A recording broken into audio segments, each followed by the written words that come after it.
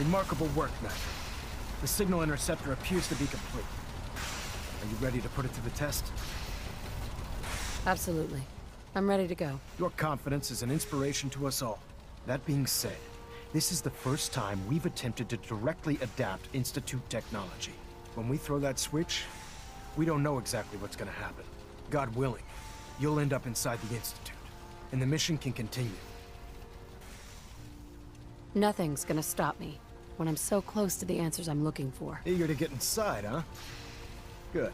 Now, I want you to listen very carefully. Once you've entered the Institute, we expect to lose contact, so it's imperative you remember everything I'm about to tell you. About 10 years ago, the Brotherhood began recruiting civilian scientists from the capital wasteland to assist with various projects. During this process, we were able to obtain the services of Dr. Madison Lee, a noted mind in the field of nuclear engineering. That's fortunate. Yes, it was. Securing useful resources during wartime is critical. That said, Dr. Lee's contributions to our cause were instrumental in maintaining order in the capital wasteland. After some time, she developed differences with the Brotherhood and exiled herself to the Commonwealth. We're fairly certain that her intent was to make contact with the Institute.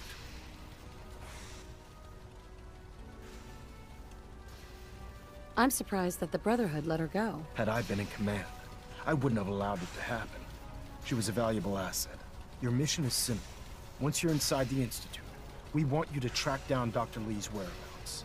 If you find out that she's still alive, make contact with her and convince her to return to the Brotherhood of Steel.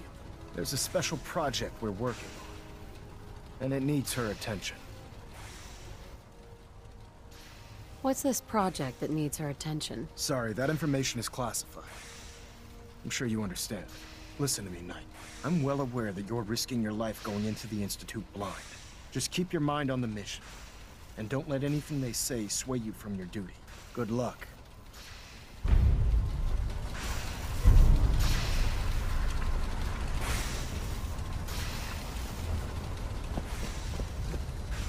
I've checked and rechecked everything. I think the signal interceptor's ready to go. Are you? Let's do this. All right. Head up onto the platform and we'll see if I can find a signal to lock onto. The device doesn't work from over there. You have to be on the platform.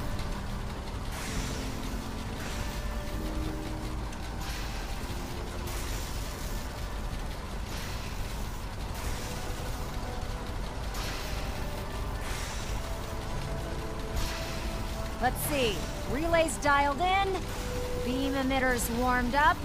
Everything looks green. Let me start scanning for the signal. Cross your fingers. I'm inputting the code now. Wow, there's a heck of a lot of interference and ghosting. It's gonna take a minute or two to lock in. By the way, this little trip you're taking is a heck of an opportunity to find out as much as we can about the Institute and what they're up to. I put a clever little program on this holotape that'll scan their network and download anything it finds. If you place it in any terminal down there, it'll do the rest. Bring it back to me and I'll see if I can make sense of whatever it found. Well, well, looks like we have a winner. RF wave capture complete. Ramping the emitter. 60%, 80%. Emitter spiking but steady. All that's left is to throw the transmit switch. Transmitting in 3, 2, 1. Stay safe, soldier.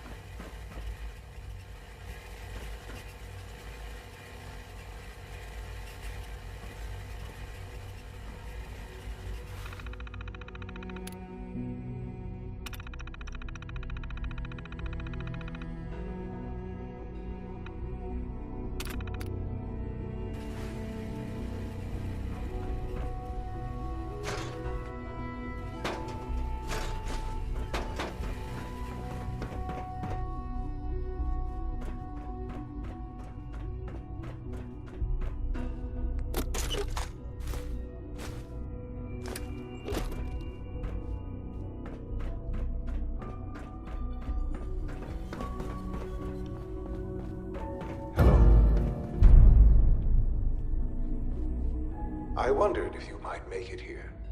You're quite resourceful. I'm known as Father. The Institute is under my guidance. I know why you're here. I'd like to discuss things with you face to face. Please, step into the elevator.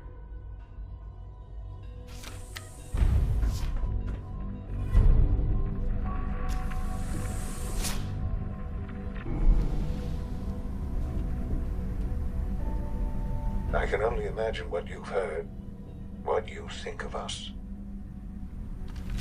I'd like to show you that you may have the wrong impression. Welcome to the Institute. This is the reality of the Institute. This place, these people, the work we do. For over 100 years, we've dedicated ourselves to humanity's survival. Decades of research, countless experiments and trials, a shared vision of how science can help shape the future. It has never been easy, and our actions are often misinterpreted by those above ground. Someday, perhaps, we can show them what we've accomplished.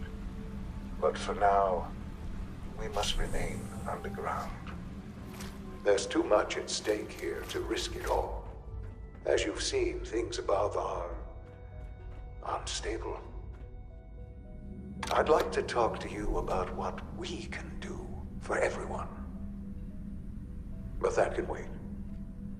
You are here for a specific, very personal reason. You are here for your son. Busted. Sean? Huh? Yes, I'm Sean.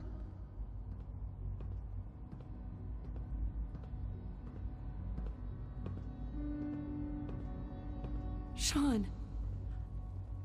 I've been looking for you for so long. Who are you?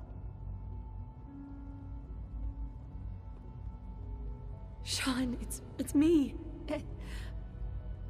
I'm your mom. Father, what's going on? What's happening? We're leaving this place. Together, okay? Okay, Sean? What's going on? Father? Father!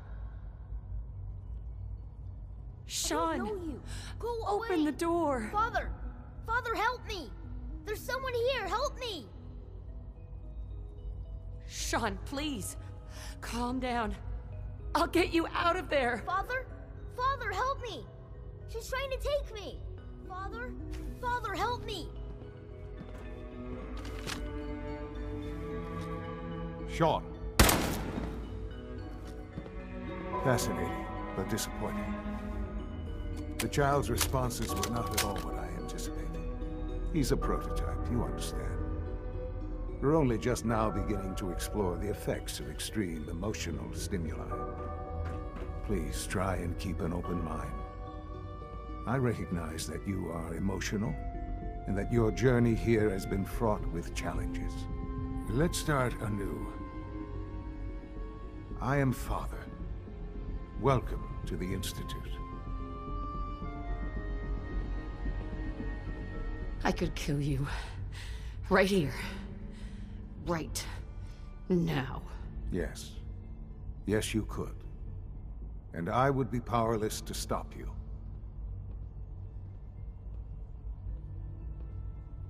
I'll make this very simple.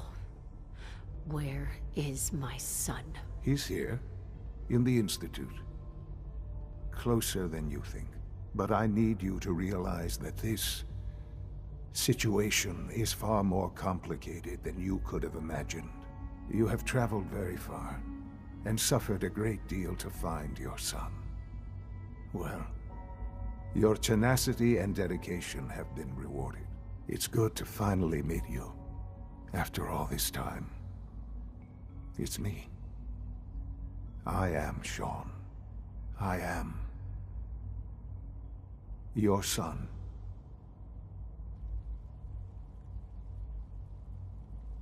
How is that even possible? I know this is a lot to take in.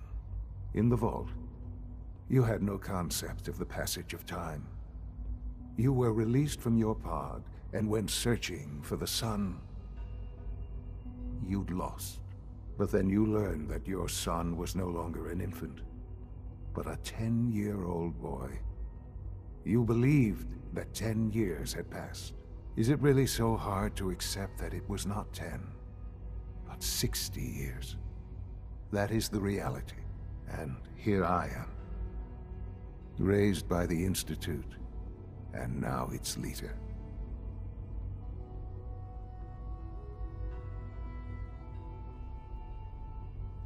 They stole you. Kidnapped you. It wasn't right. Right, wrong, irrelevant. It was necessary. The Institute believed humanity's future depended on it. At that time, the year 2227, the Institute had made great strides in synth production. But it was never enough. Scientific curiosity and the goal of perfection drove them ever onward. What they wanted was the perfect machine. So they followed the best example thus far. The human being. Walking, talking, fully articulate, capable of anything.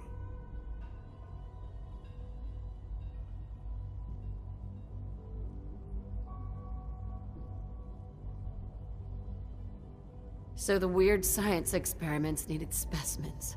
That's why they took you? In a manner of speaking, yes.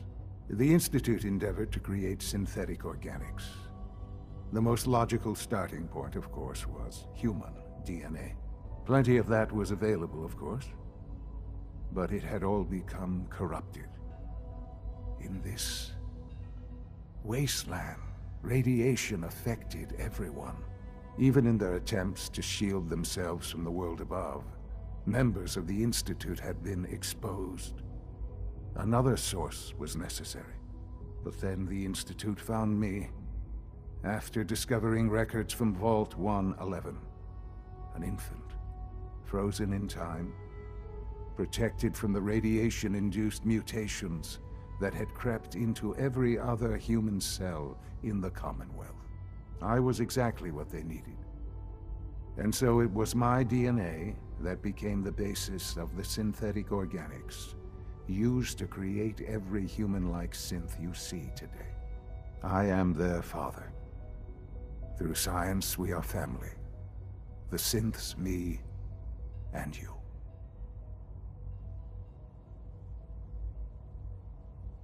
"60 years. So much time. Wasted." I know. I know you must have questions. Please. Anything I can do to help you understand.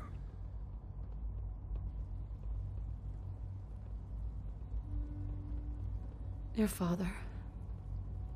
He never got to see you grow up. Yes. What happened to him was... I've gone over the records of the incident, of course. It seems what happened to him was an unfortunate bit of collateral damage. For many years, I never questioned who my parents were. I accepted my situation, and that was that. With old age comes regret. And asking what if more often. But what matters now is that you and I have a chance to begin again. What else can I say to ease your mind? I think I've heard enough for now. Very well. The Institute is on the verge of some important breakthroughs.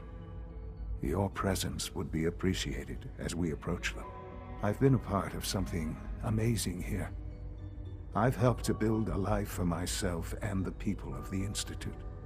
And now, after all these years, you have an opportunity to help with that. Doesn't that intrigue you?